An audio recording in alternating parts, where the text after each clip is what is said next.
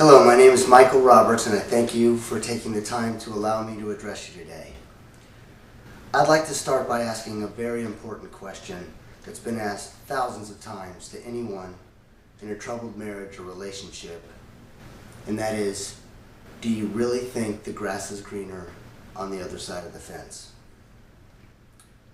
This question inevitably leads to many other questions, one being, what if it isn't? What if you get to the other side of the fence and discover that grass doesn't grow there at all because the soil on this side of the fence can't receive the sunlight due to the thick cloud of all those around you who have been permanently hurt as a result of a hasty decision to leave your spouse or partner, particularly if children are involved? And finally, this question.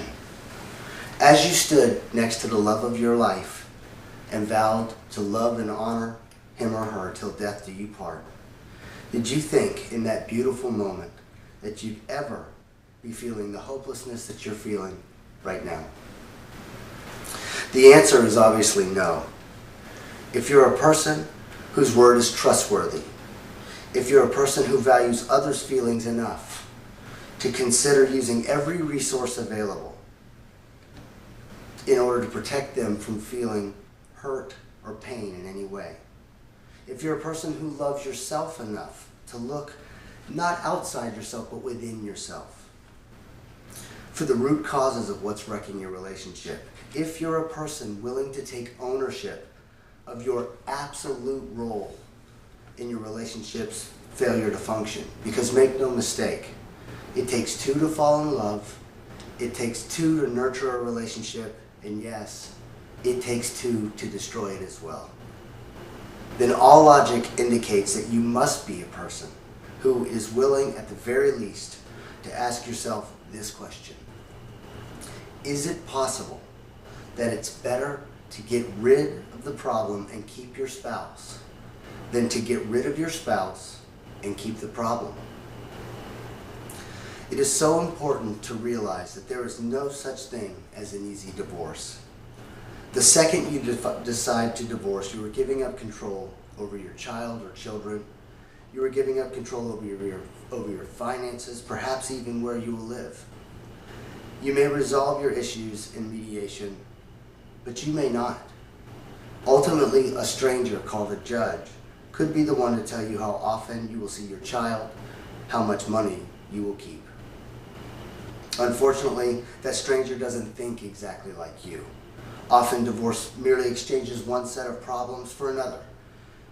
Everything from living arrangements to financial status may change, and not likely for the better. And then there is the impact divorce has on children. We've all heard the so-called experts' advice when they say, you need to focus on your happiness. Don't worry about the children, kids are resilient. They may go on to say it's easier for them to deal with a divorce than to live with parents who can't get along. But some counselors who once sang the praise of divorce have changed their tune. Neither party walks away without wounds, especially the children. But please do not misunderstand me here. I'm not saying that the answer is simply to tolerate a bad marriage. I'm asking you to consider these facts. Studies reveal that second marriages have a higher failure rate than first ones, and third marriages fare even worse. If you're having difficulties in your marriage, it isn't about your poor choice of spouse or partner, it's about you. You fell in love with this person to create whatever you do or don't have, and you owe it to yourself and to them to make every last attempt to save the relationship. That's what love is. That's what love stands for. That's how love endures. It takes effort. It takes a willingness to succeed as a family union. If you'll indulge me by briefly imagining that you and your partner have decided to take a long journey by car, it's inevitable that you will run into problems along the way, severe weather, traffic jams, roadblocks. You may even get lost. What will you do? Will you turn around and go back, or will you find a way to overcome the obstacle and move forward? Moving forward together not apart with someone new, is the willingness to succeed I'm talking about. Now, by no means will you all be successful in salvaging your relationships, but the point being made here today is that you try. You do whatever is necessary to succeed. Not just run for the hills assuming everything will be better with someone else. You dig deep to find attributes you love in your partner, and you find genuine rebirth in new love for them. I'd like to close by asking you to close your eyes. You're now laying on your deathbed surrounded by family. Your partner is sitting at your side holding your hand, stroking your hair. You've lived a very long, fulfilling life. You watched your children grow. You watched your children bring their children into the world. You traveled. You enjoyed friends, good food. You tried new things. And you did all of this with the man or woman who now holds your hand as you slowly pass away from this life and into the next. You begin to remember a time, a brief moment in time when things were tough. A time when you came very close to dropping everything and running away from your problems. But just as you were about to take the first step, you stopped yourself. You made a choice.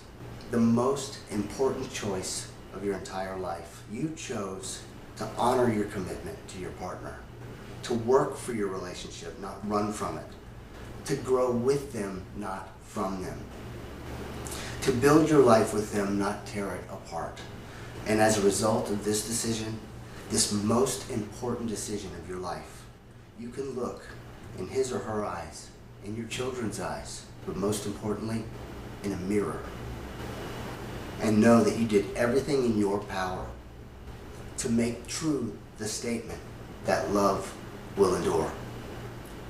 And in this very moment, you're filled with warmth and gratitude that all the things you did in your long, beautiful life, the very greatest gift you ever gave yourself and your family was choosing not to run from your problems. You chose to face them, work on them, and ultimately conquer them. You chose to love yourself enough to ask the question, is the grass greener on the other side of the fence? And as you thought of the answer, you looked down at your feet and saw that where you were already standing, the grass could not be greener. Love did endure. Thank you very much for your time. I wish you much happiness. Thank you.